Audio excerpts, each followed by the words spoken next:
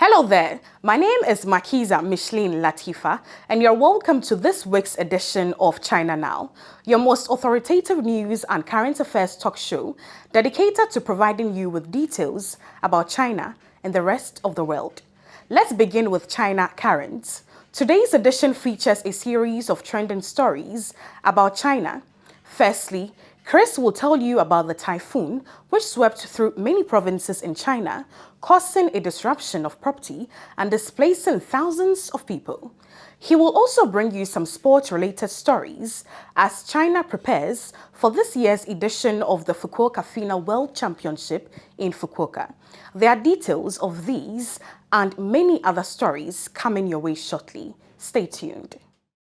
China Currents is a weekly news talk show from China to the world. We cover viral news about China every week and also give you the newest updates on China's cutting-edge technologies. Let's get started.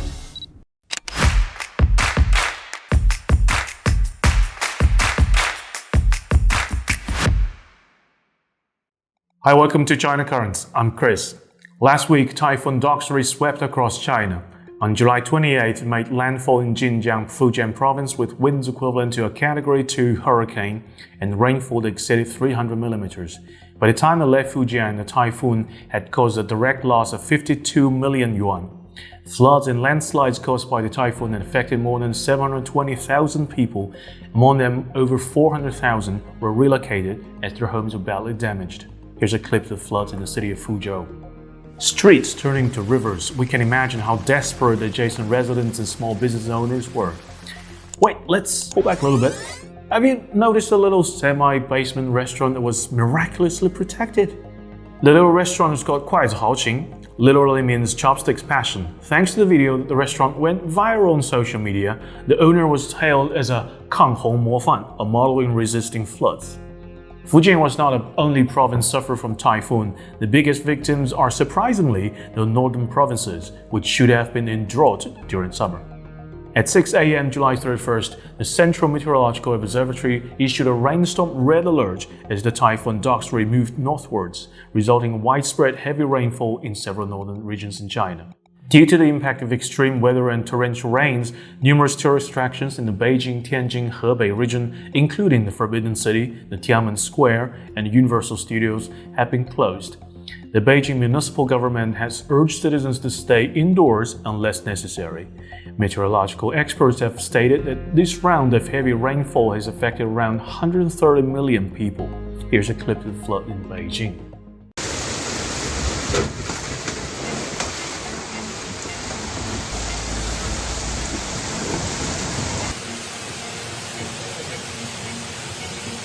As of this moment, there are at least 11 people dead and 27 people missing.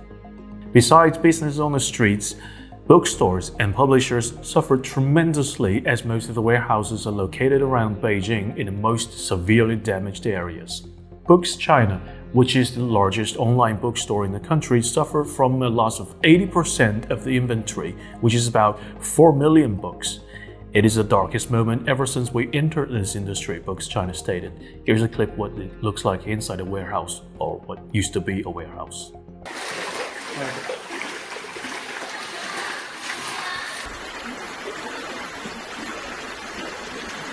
Next up, let's turn to Chinese sports. On July 28th, the Fina World Championships in Fukuoka, Chinese swimmer Shanghai Jiao made history by breaking the men's 200 meters breaststroke world record and winning the gold with a remarkable time of 2 minutes and 5.48 seconds. He becomes the first athlete ever to sweep all the gold medals in the men's 50, 100 and 200 meters breaststroke events at a single edition of the World Championships.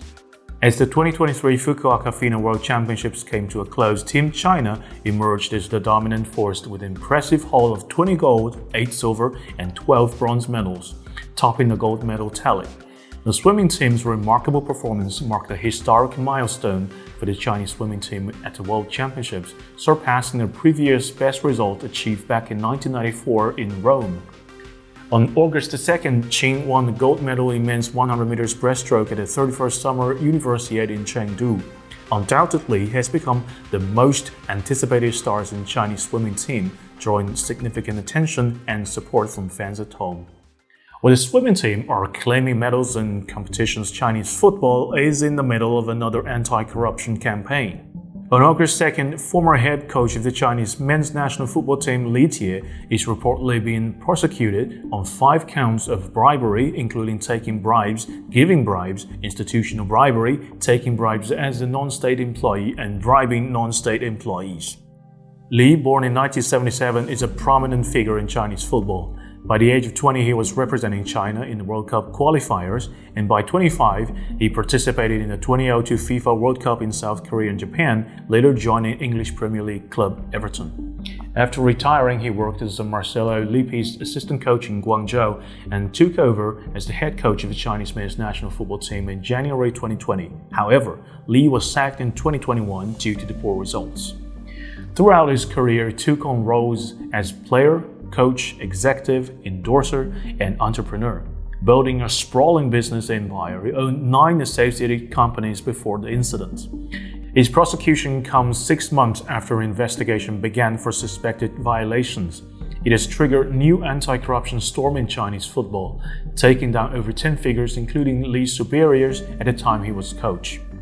The wide range of alleged crimes highlights the far reach of Li's case. It serves another warning that abuse of power will not be tolerated as China continues reforming football governance. Speaking of football, Chinese women's football team has just wrapped up the World Cup trip with the worst performance in history.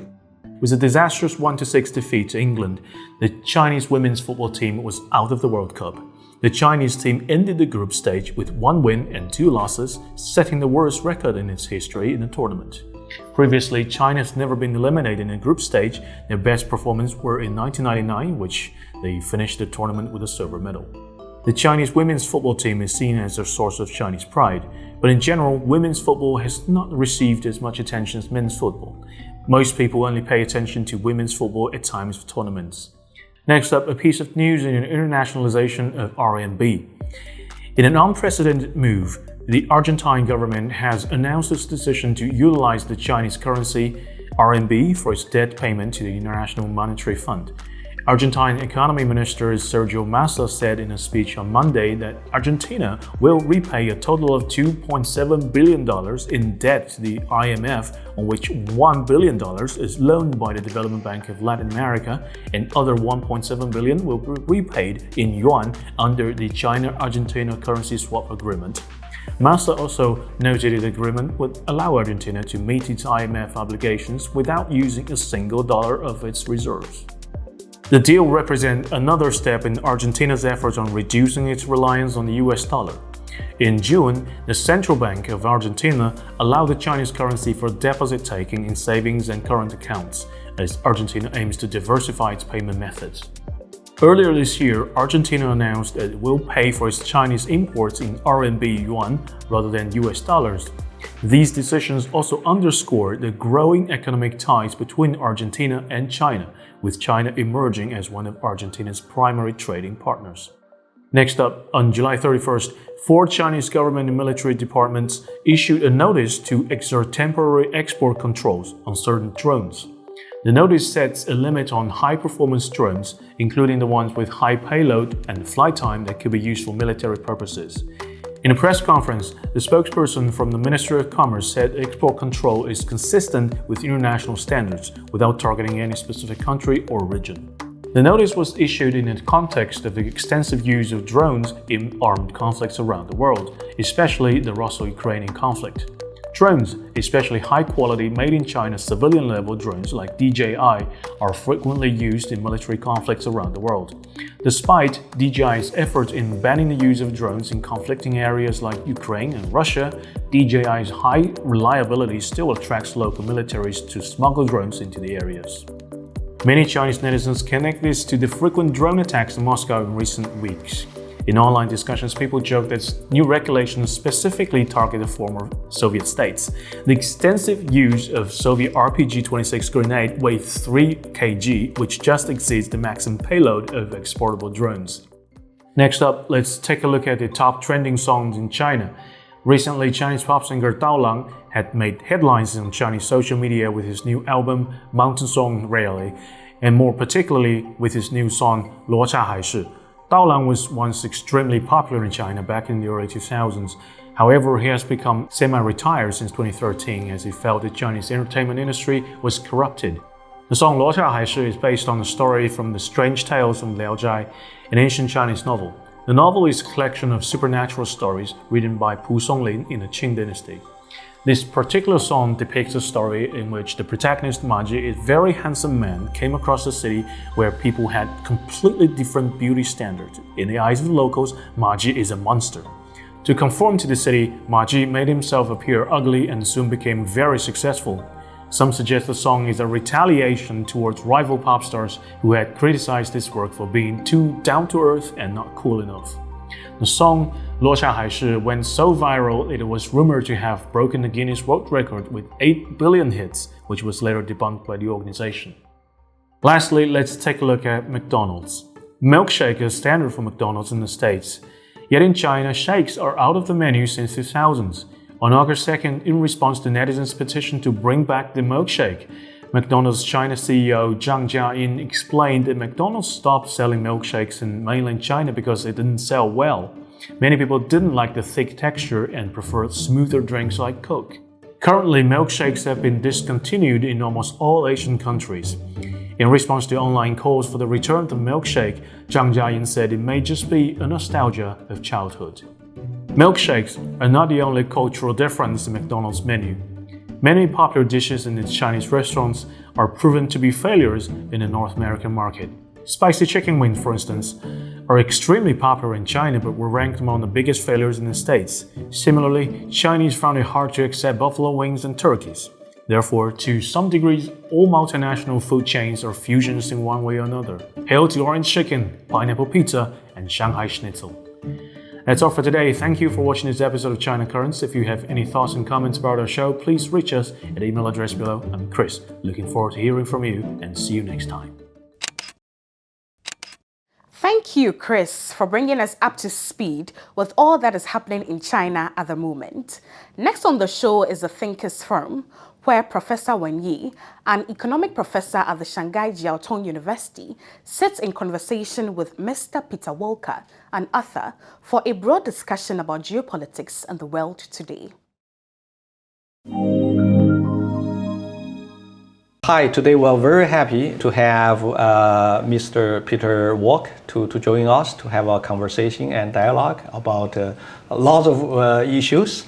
And so now let me give Peter the chance to introduce himself about his work experience and his background. Let me just start with my interest in China, which has been pretty high for probably 40 years. So I studied biographies of a lot of my favorite people, so composers, authors, etc. So I got to develop a better understanding of the East versus the West. I think Western philosophies and religions are what I would call dualistic by nature. So they're inherently judgmental. So you have good, bad, heaven, hell, etc. Is that mostly influenced by this Christianity? Yes, very influenced by Jewish and Christian faith. And I just didn't find that very appealing. I don't like the idea that people are constantly looking for winners and losers. So when I studied the Eastern religions, and I started with Buddhism and Hinduism, I like very much the idea of harmony and balance. So I just said, I'm just basically an Easterner in a Western body. When I hit 60, I told my assistant I wanted to go to China every 6 to 8 weeks for a week. So when was that? Which year? That started probably 15 years ago. But I made over 80 trips to China because my field at McKinsey was insurance. So I was advising large insurance companies around the world. So around the early 2000. So that was your first trip to China? Yeah, first trips. And, well, I did some earlier trips when China was all bicycles, no cars. Oh, in the 80s? Yes, in the 80s and early 90s. But this was the first time I really spent dedicated time in China. And I wound up writing a book because I got so tired of reading in the Western press about the oppressive, corrupt government and the unhappy, oppressed people. Okay. And I said to myself, I've made over 80 trips. How come I've never met any of these unhappy, oppressed people? Okay, but you travel to both the cities and the rural areas? Yeah, but I'd say probably 75% would have been big cities. Big cities, okay. Most of the other time I was here for pleasure with my family, with my kids, and Okay. yeah. So, but I developed a pretty good feel for China overall. So I wrote a book that largely examines the real differences between the U.S. and China, because the U.S. is always saying our model is the only right model, that ultimately everyone is going to become a democracy. By the way, I don't believe that at all. Yeah. So the U.S. is an individualistic model, going back to escaping Europe. China is very much a collective model. U.S. has a relatively, they don't like to hear these words, a relatively weak government by design. So when the founding fathers developed the Constitution in the U.S., they basically said, let's do everything we can to minimize what the government is allowed to do, because this should be a country of, by, and for the people. Okay. And China, on the other hand, had a very strong central government, has going back thousands of years. It's always had that. In part, I think, because people need to come together to protect against the invasions from the north. And then also the number of catastrophes, weather catastrophes, that required people to come together to kind of rebuild. So the model was very much... So the U.S. seems to have a natural national border, so it's much safer. Yes, compared to totally. China Totally. surrounding Yeah, we had no nations. equivalence. I mean, when settlers arrived in in the U.S., the country was basically owned by Indians who were relatively unsophisticated, and the U.S. in a not very nice way basically But it seems forced them out. the U.S. president, in the time of emergency, for example, perhaps also has a lot of power. Yes, And the Congress can also, set up new laws to overrule, Yes. the old ones, Right. in a time of emergency, maybe. So Yeah. that makes the U.S. quite flexible in Yes. dealing with crisis, and also during peaceful time, maybe Yeah. government try to minimize the Yeah. size. yeah. But there is one very significant difference is the best and the brightest young people in the U.S. almost always go into business. Go to business. They do not go also, into government. go They to- view go as to the law government. and Yes. medical field, Yeah, because that's where you make make a lot of money. make a lot of money. Okay. Exactly. Okay. And the best and the brightest, going back to the Mandarin tradition in China, generally went into public service and government. Right. Yes. But the net effect is, if I think about the people I've met in the Chinese government, they are highly educated. They tend to be pretty worldly and have had jobs in different sectors. But how would you compare this kind of U.S. system with European countries? Because the whole process we call so-called modern civilization, whether that be scientific revolution or industrial revolution, they actually started in Europe. But how the European countries' political system differ from the U.S. Yeah. or they're similar? They're similar in the sense that they're both democracies. So you rely on votes to select your leaders. But their democracy come much later, right? Starting in the 18th century, 19th century, none of the European country was a democrat. Yeah. Had a democracy. Yeah. It was under monarchy mostly. Yeah, and you also had, Europe was a very deeply ingrained class system. Whereas the U.S. from the very beginning was not a class system. I mean, Right. the purpose was equal opportunity for everyone because they were escaping Europe, Right. which was a class system. Right. But I think the economies evolved in fairly similar ways. I think the difference in the U.S. is the U.S. relied very much on immigration for creativity. So a lot of the great inventions, discoveries, they came out of America really can be traced back to Europeans who emigrated to the United States, frequently because they wanted to escape oppression. Seems from the Chinese point of view, when I talk to lots of Chinese, whether they're from different background, when they talk about the U.S., seems they have a much bigger picture in their mind. Is they talk about the West. And they know that the rise of the West started in Europe. So therefore, they like to compare what's the major difference between Europe and China. Then starting from there, they move to what's the major difference between US and China. Yeah. So therefore, I would like to know from your point of view, if you compare Europe with China and compare Europe with the US, what kind of major difference in terms of whether that be political system or institutions or some other background you see? The contrast between US and China seems much striking larger. Yes. But if you compare Europe and China, especially in the 16th, 17th, 18th, 19th century when Europe rose up, maybe the difference was different, or different type of difference. How would you see that? Well, I mean, obviously, there wasn't that much interaction between the Europeans and China until the Opium Wars in the 19th century. Right.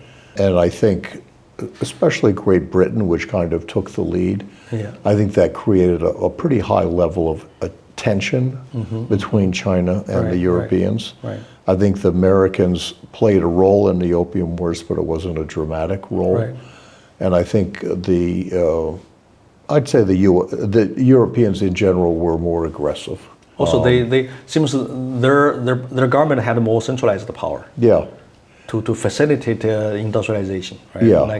That's why First World War, Second World War took place among those European countries. Well, I think, to me, the main thing that happened in the 19th century is that China missed the Industrial Revolution. That's a very interesting point. So you had the Qing dynasty run by the Manchus, where frankly you have examples like Empress Xixi, who spent the treasury on rebuilding the Summer Palace as opposed to the Navy, which is what it was meant for. Yeah. So I think the inward focus of the Manchus under the Qing dynasty led to a lack of interest in what was going on in the rest of the world and not any real intellectual curiosity. So when you had the Brits show up for the first time with here are all of our discoveries and here's what's enabling us to modernize, the response from the empress or emperor at the time was very much, we have nothing to learn from the West. I think that time China really was not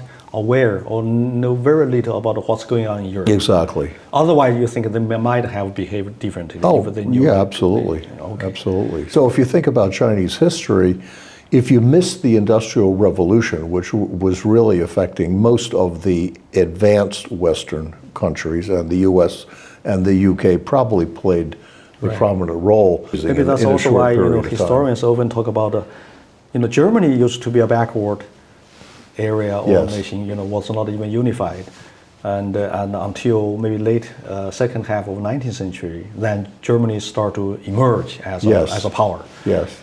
So how could Germany do that, whereas other European nations like Poland, failed to achieve that? Yeah. And also in Asia, Japan, came into place, and but people also talk about how come Japan succeeded in capturing the process of industrialization, whereas China keep falling behind. If you take those two examples, what was the common denominator is both Germany and Japan were very anxious to build up their industrial might for military reasons.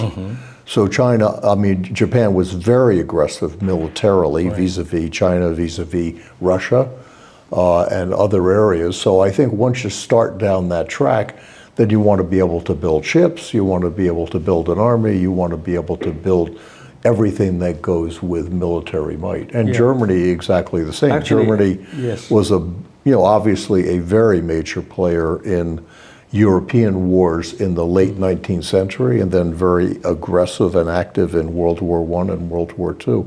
So I think a lot in those two cases, the industrialization followed a military spin. War created capitalism. So capitalism arose in Europe, not in Asia, because they had a constant state of wars. And those war created demand for different type of organization, different type of financing, and obviously created the need to encourage commerce, because that gives you the money to finance wars. And therefore, so-called militaristic state way of industrialization actually came much earlier, like starting from Renaissance. Those Italian city-state, like Venice, they were essentially militaristic state. On one hand, they need commerce. On the other hand, they need a strong army, military. So later on, as a later comer, like Germany and Japan, they need to do more. Otherwise, they would not be able to squeeze in to become a power. Yeah. So all the European powers, like in France, Louis XIV and Napoleon, and so all the European powers had this feature of militaristic industrialization. So maybe that's another explanation for China's failure. They never thought of or wanted to go that road. I think Qing Dynasty perhaps has another reason, because they are, like you mentioned, the minority to control the major Han people.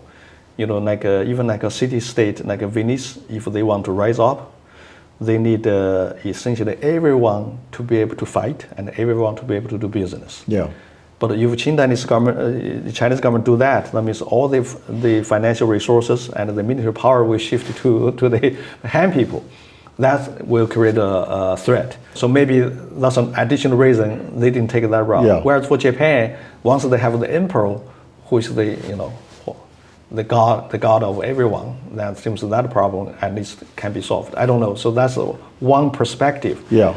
Of course, the U.S. that become very different now, because the U.S. did not rely on monarch. They did not have any more kings, queens. But the U.S. later on also, like today, you look at the U.S. this military complex, industrial complex, is something analogous to that kind of tradition. Yes. Very strong in that. Yeah. So people, developing countries, think that this seems to be one of the essential elements for any country to become industrialized. You need that to create the huge incentive and demand for heavy industries, yes, for lots of other things, and for technology adoption, and otherwise you will be defeated, be killed. So that's one view. And of course, the U.S. has a lot of different features, like they minimize the size of government, but that's impossible for European. If you do that, perhaps you will be the next one to be destroyed. Yeah. How do you think this kind of perspective? This is essentially the view of Braudel and Sombat. They think war created capitalism. So people say, why capitalism never arises in East, in Asia? This provides one explanation. Of course, according to Max Weber, he has a different view. His religion is different. Christian people, they are more industrious. They like to save. But that view seems not very consistent with history, because the Jewish people also, very industrious, very like to save. Chinese or the Buddhist people, perhaps they may be also good at doing, I don't know, those kind of things. But they were not able to rise. Maybe because of the lack of centralized militaristic industrialization motive, what you call like a national will, to use that will to mobilize resources, to organize the nation in a different way to compete with the European nations. Yeah. But the U.S. was able to do that, maybe not in the very beginning, but the U.S. know that, right? They know the European, how they behave. So the U.S. later on also built a military, also through the Civil War, that further enhanced the U.S. military capacity. So that could play a role. So China, when China became sort of kind of have a mindset where we do need a national army to be militarized, was during the Civil War and the war against Japan. So that helped the Chinese finally to be organized militarily to fight. And with that military fighting capacity, then you enter the social planning era. But the social planning era, although you have a strong military kind of mindset, but you did not allow market to flourish. So you miss one part. And Deng Xiaoping solved that. He not only inherited this kind of military institutional capacity, but also allowed market. Whereas the Qing Dynasty had maybe just market, but no this kind of lack of this. I think there's two fundamental differences between the U.S. and Europe. Europeans have always been a very highly fragmented continent. Right. So you've got language differences, you have cultural differences, you have religious differences, and you also have the fact that war in the 19th century was almost a constant state. I mean, right up through World War I and then kicking in World War II.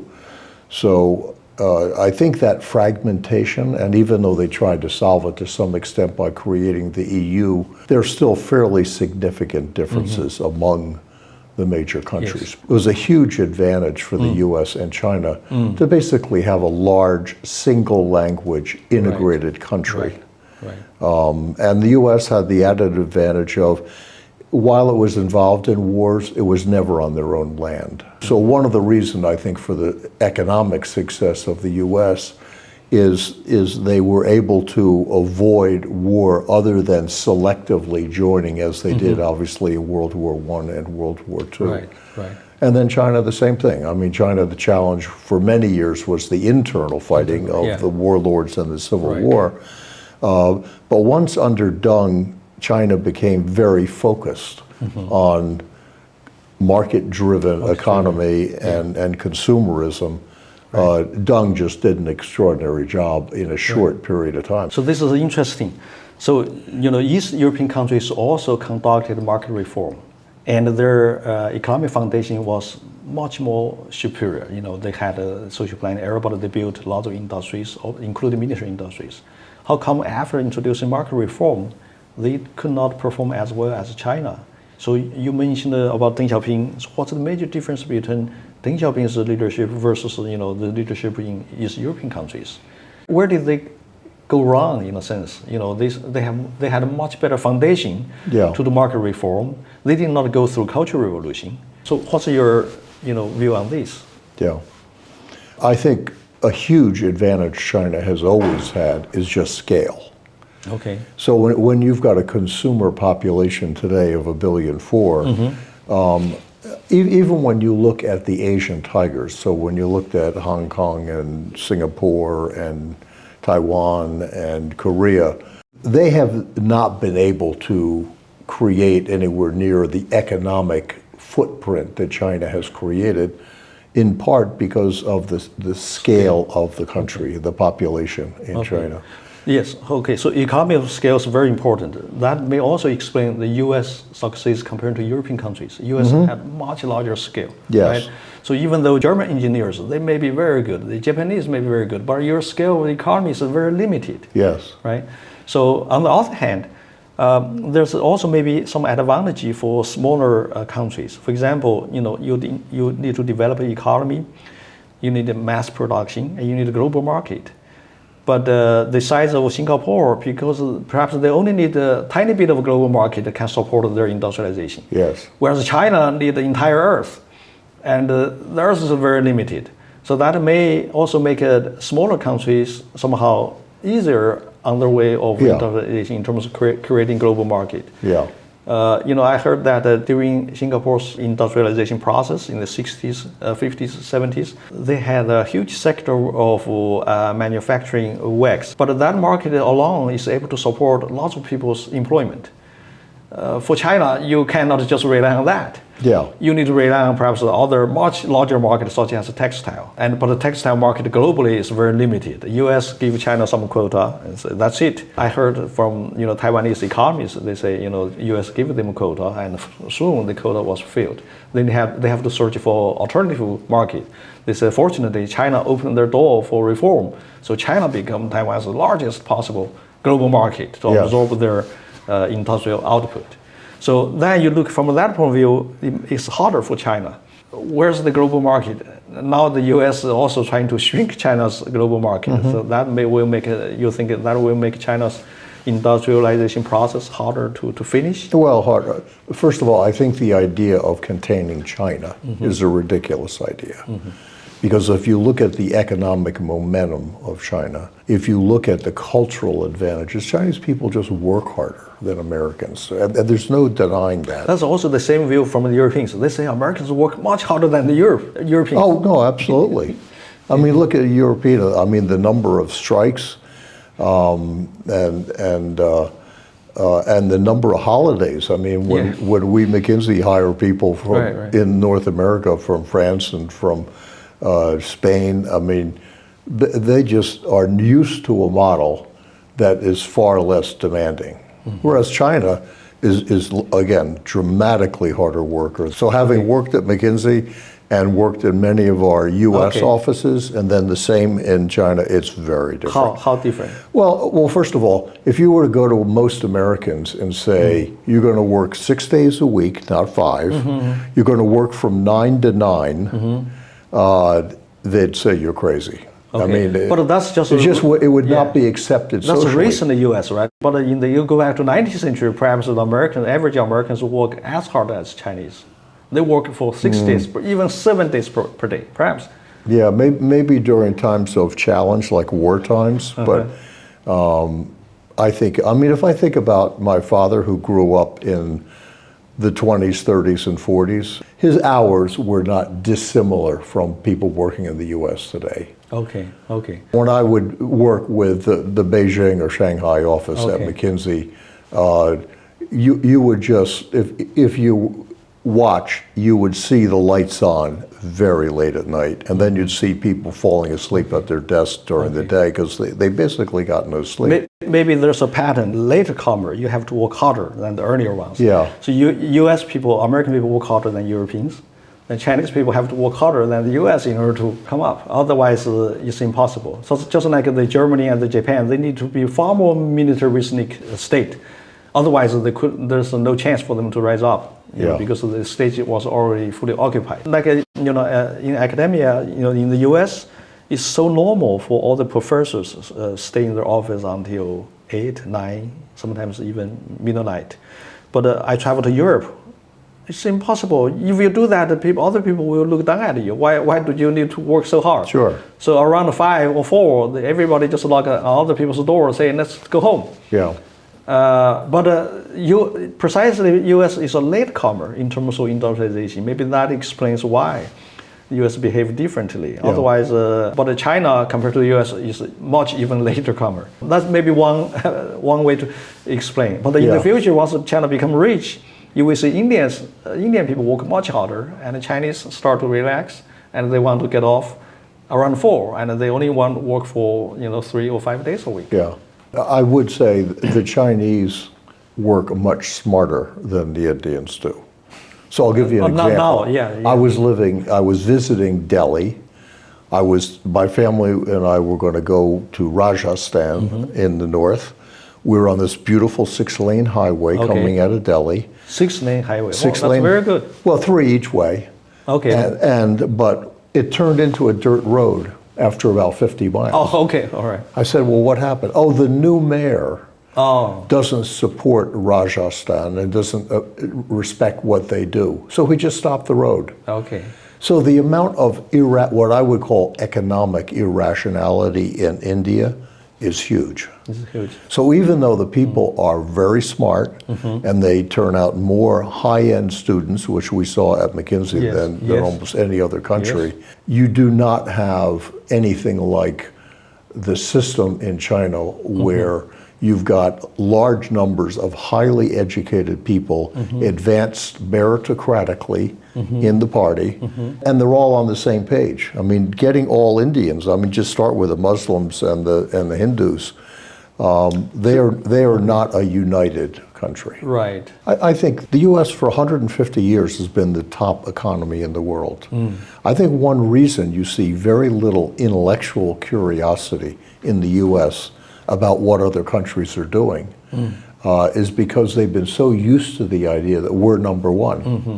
One reason they push back against China's success is because it's a dualistic mindset with winners and losers. Right. So Americans genuinely believe that if China is very successful, they win and we lose. And you'd explain that to Chinese people and they say, why do you look at it that? Why don't you just say, don't we want both sides to win? If you just think about in our government and listening to government people talk about China, they know nothing about China.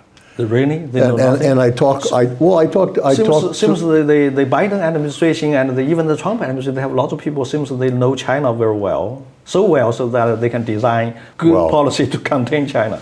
Let's just say they're very confident, I would say grossly overconfident in what they know about China. Okay. I think if you ask them, tell me about Confucianism, they say, oh, we know all about that. The Confucian Institutes were put in the US to spy. When you say, no, I'm talking about the Confucian values, you wouldn't find more than 5% of Americans who could explain anything about Confucianism. I was at Peking University and they said, Pete, we had a delegation of 16 Congress people, all very focused on China in a negative way. Of the 16, one had been to China 3 times, one had been to China once, 14 had never been to China. Who are they? I don't know. Okay. Just about but still, it's a very small number. Right. And when you listen to congressmen who generally are very aggressive about China and always explaining China and the way it works, so they'll frequently say, well, it's inevitable that China will become a democracy because the Chinese people are so unhappy. And you say, well, what evidence do you actually? They don't have any evidence because they've never been. And how do you explain but maybe, on the other hand, maybe natural, because I believe those congressmen, most of them have gone to Europe or even to Japan. But China just recently become developed. So therefore, they have not had the chance. Who want to go to a backward, underdeveloped country, right? The incentive was not there. You go to more developed or equal.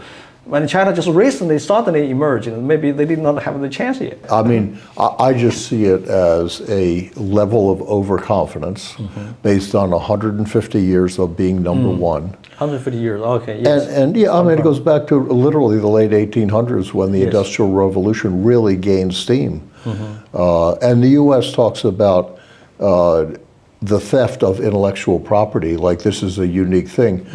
During the 19th century, the US had a huge department in Washington whose only job was to steal intellectual property from the Brits. Yes. So this has been going on for years. Yeah. And actually the same, Brits, they, during their time, rise up, they spend a lot of energy stealing technology from Italy. Yeah. And Italy stole technology from Arabs. Yeah. So this has been going on forever. Forever, that's right. Yeah. But later on, US become an innovator.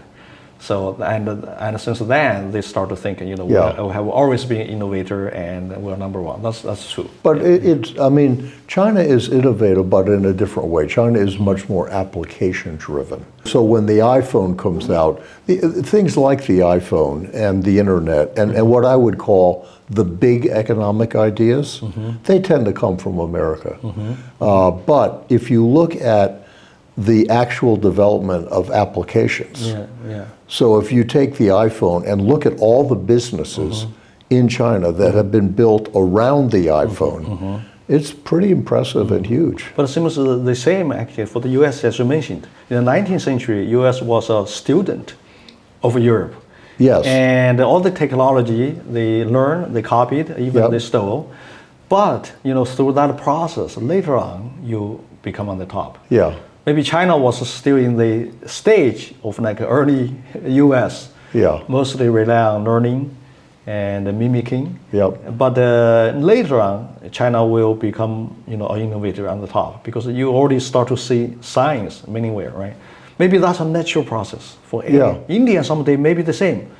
India maybe nowadays or perhaps the next decades is still a very good student of learning, copying. And but eventually they may become on the top, become a innovator in the frontier. I remember that in the 19th century U.S., if you search for encyclopedia, you search for a famous American scientist doing pure science, you find none, zero. But the 19th century, by the end of the 19th century, U.S. was already become a top in terms of industrialization, in terms of commerce, in terms of application. But zero in pure scientific research. But once entered the 20th century, then US become on the top. And in the early stage, US will actually rely on immigrants from Europe because they have the 2 wars. But later on, US start to have its own very famous and very innovative scientists. More are Americans. Then later on, you no longer see European names.